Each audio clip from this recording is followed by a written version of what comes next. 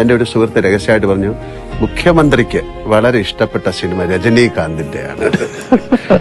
അതും ആക്ഷൻ സിനിമകൾ. ആക്ഷൻ പടങ്ങൾ പൊതുവിൽ ഞാൻ ആക്ഷൻ പടങ്ങൾ ഇഷ്ടപ്പെടുന്ന ഒരാളാണ്. അത് ഏതെങ്കിലും ഒരു സിനിമ സീൻ അത് അങ്ങ് യഥാർത്ഥ ജീവിതത്തിൽ പ്രയോഗിക്കാൻ ശ്രമിച്ചിട്ടുണ്ടോ, സാധിച്ചിട്ടുണ്ടോ? അല്ല, അങ്ങനെ ഞാൻ ചോദിക്കാറില്ല.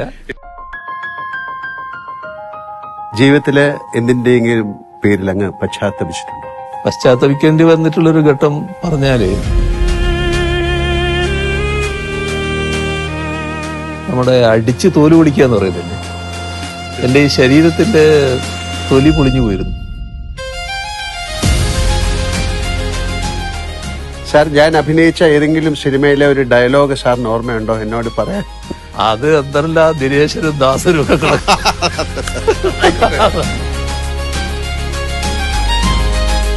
എന്റെ കേരളം, അങ്ങയുടെ കേരളം, നമ്മുടെ കേരളം.